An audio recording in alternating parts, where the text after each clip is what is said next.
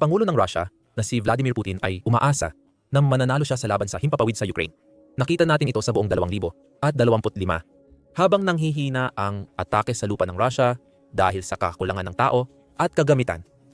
Mas malaki at mapanirang pag-atake ng drone at missile ang inuutos ni Putin laban sa Ukraine. Malaki ang pinsalang dulot ng mga pag-ataking iyon, ngunit ipinakita nito ang daan tungo sa tagumpay para sa Ukraine. Ipinapakita nito na kung gagawin ito ng Ukraine, mapipilitan ang Russia na tapusin ang digmaan. At ang bagay na ito ay napakasimple. Palakasin ang kanilang depensa sa himpapawid upang maging walang saysay ang mga pag-atake sa ere ni Putin. Bago namin ipaliwanag ang nangyayari at ang papel ng kanluran para matiyak ang tagumpay ng Ukraine, kailangan nating tutukan ang kalubhaan ng pinsala dulot ng kamakailang mga pag-atake sa ere ng Russia. Bahagi ng estratehiya ni Putin ang paggamit ng drone at missile. Siya ay nakipag-ugnayan sa Iran para makakuha ng mga long-range na Shahid drone sa simula ng digmaan at nakapagpalipad na ng 8,000 at 60 pagsapit ng Setyembre 13, 2024.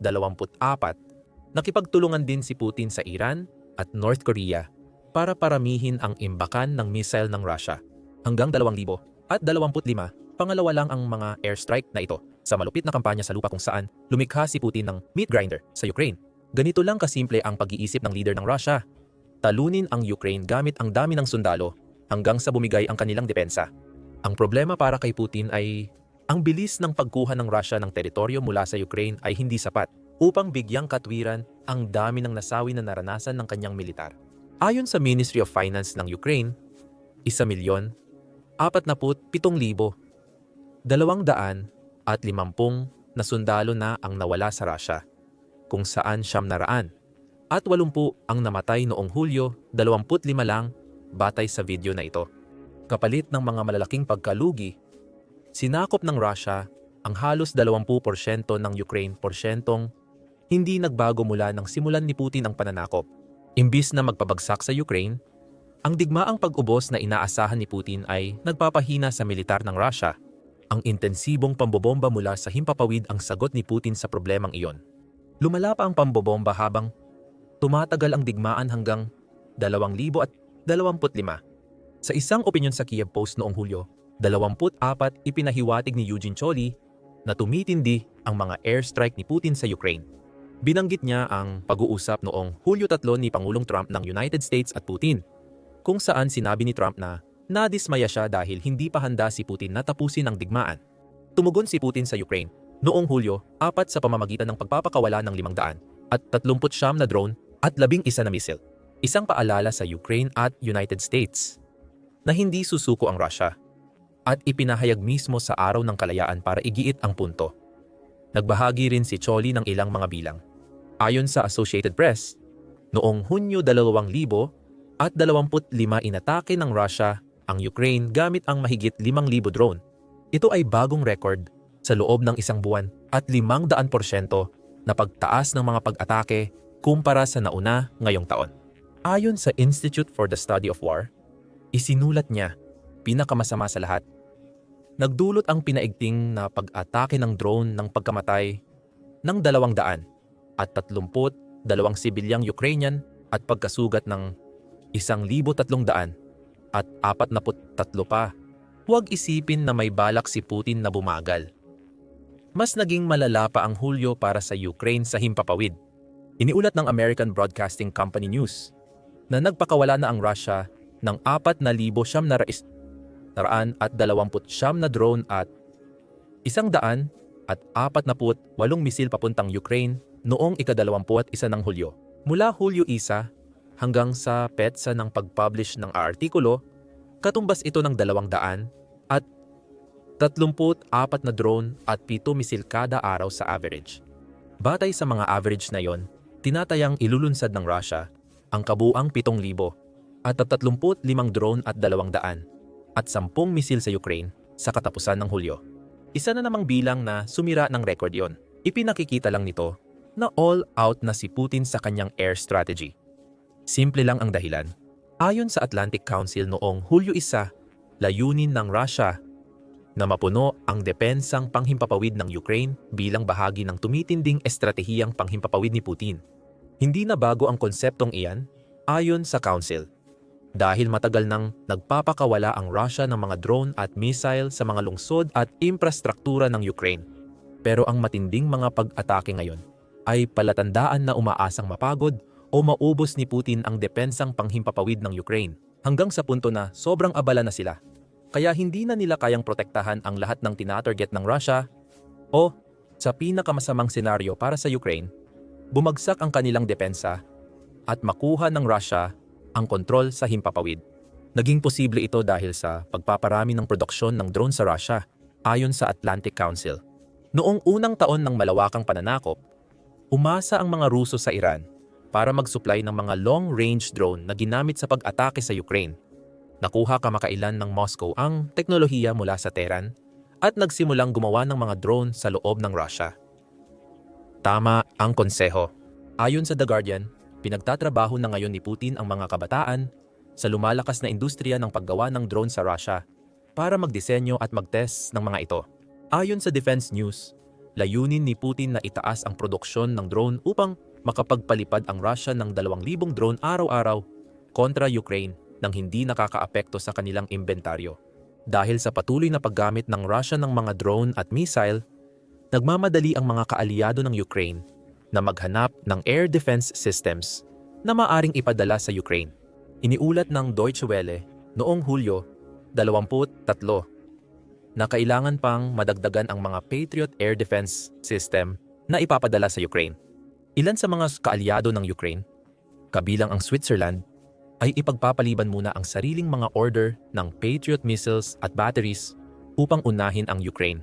Lumalala ang mga pag-atake ni Putin sa himpapawid, ngunit hindi pa ito sapat. Nakakalungkot na kulang at di makabuluhan ang tugon ng kanluran sa biglaang pagtaas ng nakamamatay na pag-atake sa himpapawid at bihirang mapabalita sa mga pangunahing balita sa mundo. Malungkot na isinulat ni Choli sa kanyang Kyiv Post-Peace. At tama siya, kahit na pinakamalaking hamon sa Ukraine mula nang sa lakay ni Putin, tila hindi napapansin ng kanluran ang paglipat ng Russia sa mas nakatuong estratehiyang himpapawid. Noon, hindi napansin ang mga pag-ataking ito. Maaari itong magbigay sa Ukraine ng daan patungo sa tagumpay. Pag-uusapan pa natin yan mamaya. Sabi ni Choli, may iba pang issue ang Ukraine at kanluran na dapat tandaan, kabilang ang lantarang pagtanggi ni Putin sa kagustuhan ni Trump na magdala ng kapayapaan sa Ukraine. Nabanggit na natin ang malakihang pag-atake ng drone noong Hulyo 4 matapos ipahayag ni Trump ang kanyang pagkadismaya kay Putin. Iyan ay isang halimbawa lamang. At binanggit ni Choli na ang record ng Russia sa pag-ataking iyon ay agad ding nabasag. Noong Hulyo 2025, nilampasan ng Russia ang record nang maglunsad ito ng 700 at 41 na sandatang panghimpapawid, kabilang ang mga misil at drone laban sa Ukraine. Kinabukasan, ipinahayag muli ni Trump ang pagkadismaya niya kay Putin. Maraming kalokohan ang ibinabato sa atin ni Putin ayon kay Choli. Nagkaroon ng panibagong suliranin ang Ukraine mula nang pumayag ito sa United States sa isang 30 araw na tigil putukan sa digmaan. Pinapaikot-ikot na ni Putin sina Trump at Ukrainian President Volodymyr Zelensky. Madalas sabihin ni Putin na gusto niya ng tigil putukan o kapayapaan, ngunit may mga kasamang hinihingi siyang alam niyang hindi papayagan ng Ukraine o United States. Makikita natin ito sa mga hinihingi ni Putin noong Hunyo para tapusin ang digmaan. Ayon sa The Guardian, hiniling ni Putin sa Ukraine na isuko ang karagdagang lupa sa Russia at iatras ang kanilang mga tropa sa loob ng sariling teritoryo upang tapusin ang digmaan. Kailangang alisin ang anumang posibilidad na maging miyembro ng NATO ang Ukraine. Nais ni Putin na ibigay ng Ukraine sa Russia ang pinagtatalunan ng mga rehiyon tulad ng Donetsk, Luhansk, Kherson at Zaporizhia, kasama ng pag-aproba sa isang international na kasunduan upang kumpirmahin na opisyal ng teritoryo ng Russia ang mga rehiyong ito. May iba pang mga hinihingi si Putin para umatras. Nais ni Putin na tanggalin ng kanluran ang lahat ng sanksyon laban sa Russia bilang bahagi ng anumang kasunduan sa kapayapaan.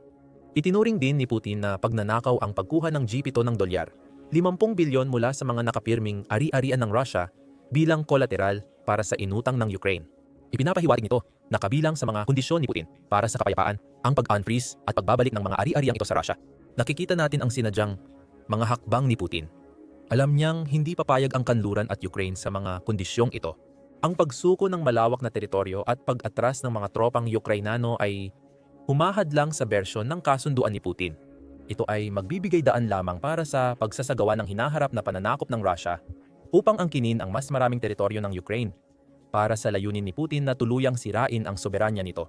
Ang tumitinding pag-atake ng Russia mula sa himpapawid ay patunay na hindi kailanman balak ni Putin na magdeklara ng kapayapaan sa Ukraine, isang bagay na matagal nang alam ng Ukraine at unti-unting naintindihan na rin ng kanluran. Hindi pa sapat ang lahat ng ito. Ayon kay NATO Secretary General Mark Rutte, may impluwensya rin ang China sa Russia para palakasin pa ang kanilang mga pambobomba mula sa himpapawid. Ayon kay Choli, marami nang nakakaalam na kung aatakihin ni Xi Jinping ang Taiwan, tiyak na magiging handa siya para dito. Huwag tayong magbulag-bulagan sa panganib na ito. Tatawagan niya ang kanyang mas batang katuwang sa lahat ng ito, si Vladimir Vladimirovich Putin, na nakatira sa Moscow. At sasabihin niya, "Hoy, gagawin ko ito. At kailangan kitang abalahin sila sa Europa sa pamamagitan ng pag-atake sa teritoryo ng NATO." Iyan ang pinakamalamang na mangyayari. Ayon kay Rutte, noong Hulyo 5 sa The New York Times, inaalala rin ang potensyal na pag-atake sa teritoryo ng NATO. Noong Hunyo, iminungkahi ni Rutte na maaaring handa na ang Russia na umatake sa isang bansang NATO sa loob ng 5 taon. Ayon sa Guardian, inanunsyo ng NATO ang layuning hikayatin ang mga kasapi na gumastos ng 5% ng kanilang gross domestic product para sa depensa pagsapit ng 2035. Sa isang artikulo para sa The Independent, idinagdag ng World Affairs editor na si Sam Kiley na ang pagsakop sa Ukraine ay hindi ang huling layunin ni Putin. Nagulat siya tungkol sa mga pahayag ni Dr. Rachel Elohus, pinuno ng Royal United Services Institute think tank. Ayon kay Elohus, ang ikalawang layunin ni Putin na madalas hindi napapansin ay ang hamunin at pahinain ang NATO at European Union. Susubukan niya ang mga limitasyon ng Artikulo 5. Itinuturing ng NATO na ang pag-atake sa isang kaalyado ay pag-atake sa kanilang lahat. Kaya meron tayong pangunahing layunin na pigilan ang ganap na pagsanib ng Ukraine sa kanluran at ang pagiging epektibo nito bilang isang malayang estado. At pagkatapos ay meron tayong pangalawa, na marahil ay mas malaking layunin, ang pahinain ang mga estruktura ng kanluran.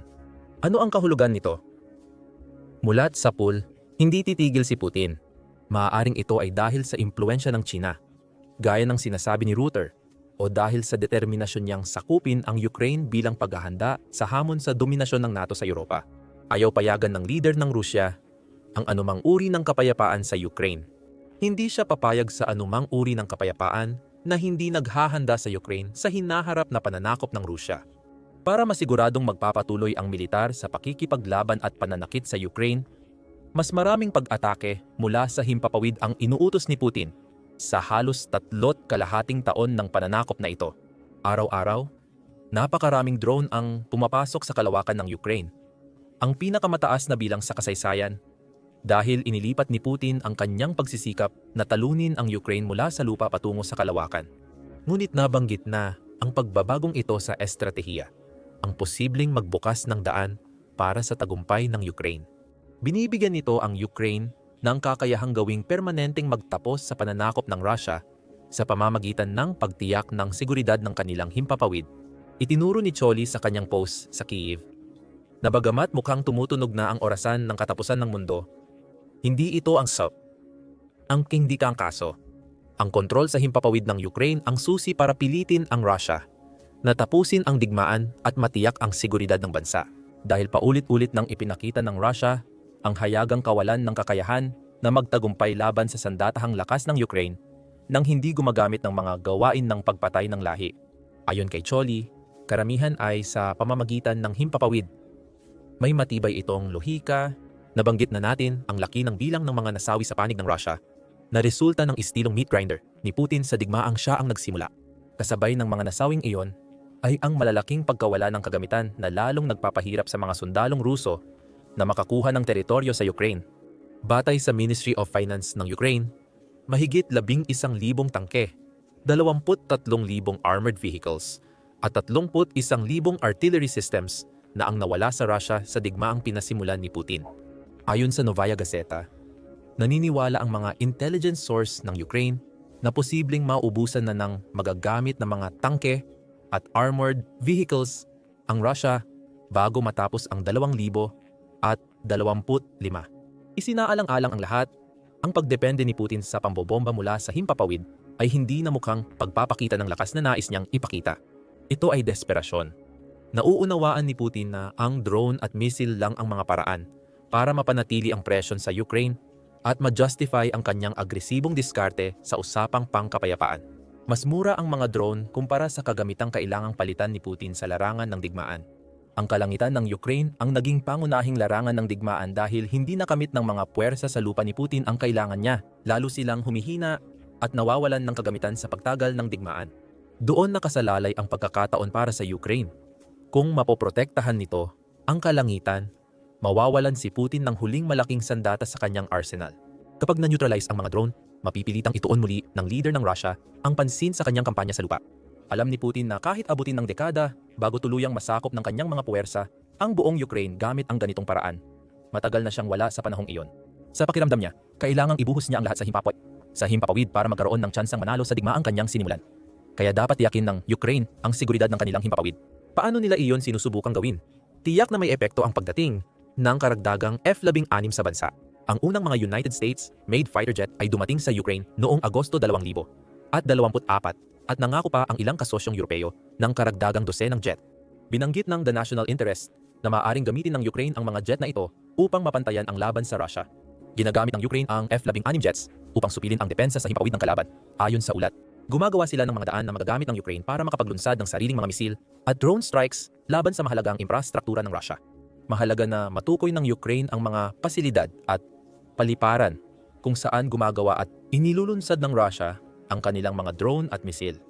Tinamaan nito ang sentro ng estratehiya ni Putin sa aerial assault. Kaya ring gawin ng F-16 ang mga air-to-ground precision strikes laban sa mga puwersa ni Putin, pati na rin ang depensa sa himpapawid. Ayon sa Kiev Independent noong Agosto 2024 unang ginamit ng Ukraine ang F-16 upang hadlangan ang malawakang pag-atake ng misil ng Russia. Makakatulong ang mga jet na ito sa pagsiguro ng Ukraine sa kanilang himpapawid sa hinaharap. Ginagamit ng Ukraine ang sistema na ito upang pabagsakin ang mga Russian missile habang tinatarget ang mga pasilidad ni Putin na nagpapahina sa Russia sa himpapawid. Bukod sa mga F-16, nangangailangan pa rin ang Ukraine ng karagdagang depensa sa himpapawid at nagsisimula na silang makakuha nito. Unang bahagi ng Hulyo, iniulat namin kung paano ginagamit ng Ukraine ang mga German Gepard anti-aircraft gun para pabagsakin ang maraming drone ng Russia. Panoorin ang aming video para sa karagdagang impormasyon. Noong Hulyo 21, iniulat ng Euronews na nakipagkasundo ang Germany at United States na magpadala ng 5 pang Patriot air defense system sa Ukraine sa mga darating na buwan. Mukhang babayaran ng Germany ang mga Patriot system na ibibigay ng United States sa kanila para mailipat sa Ukraine. Noong Hulyo 23, iniulat ng United 24 Media na inaprubahan ng United States ang 2 bagong pakete. Kabilang dito ang pagpapahintulot sa Ukraine na magbayad ng dolyar. 172 milyon para sa pagpapanatili, pagkukumpuni at pagpapanumbalik ng kanilang Hawk Phase 3 air defense systems. Mahalaga ang mga sandatang tulad nito sa estratehiya ng Ukraine para makontrol ang kanilang himpapawid. Ang mga Patriot, gaya ng F-16, ay makakatulong sa Ukraine harapin ang banta ng mga misil ng Russia. Maaaring hindi kayang pabagsakin ng mga lumang Hawk at Gepard sistema ang mga modernong misil ng Russia. Ngunit pareho silang makakapinsala ng malaki sa mga kumpol ng drone na ipinadala ni Putin sa Ukraine. Simple lang ang ideya. Dagdagan ang bilang ng mga sistemang ito sa Ukraine at mababawasan mo ang bisa ng bagong estratehiya ni Putin sa pambobomba mula sa himpapawid. Kung mababawasan ang bisa ng estratehiyang iyon, makakapag-focus ang Ukraine sa kontra-atake sa lupa dahil kontrolado nila ang kanilang himpapawid. May isang problema lang sa plano ng Ukraine. Malaki ang pag-asa nila sa tulong ng kanluran.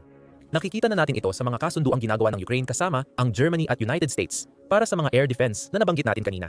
Ayon kay Choli sa kanyang post-peace sa Kiev, dapat pang gumawa ng mas marami ang kolektibong kanluran.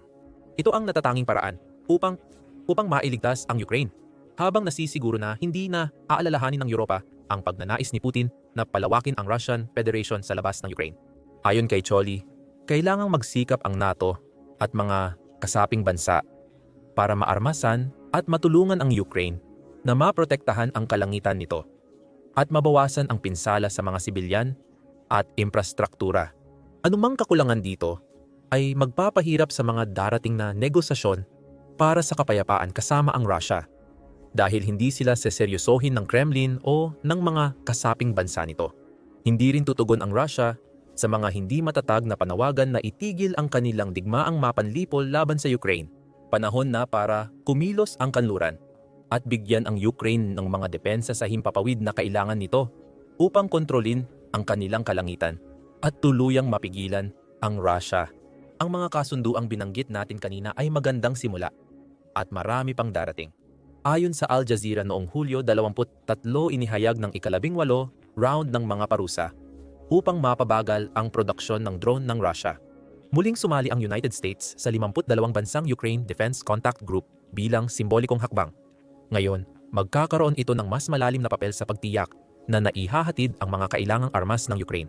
Ayon sa Business Insider noong Hulyo 6, lalaki ang puhunan ng mga NATO bansa para sa sariling depensa sa 2025.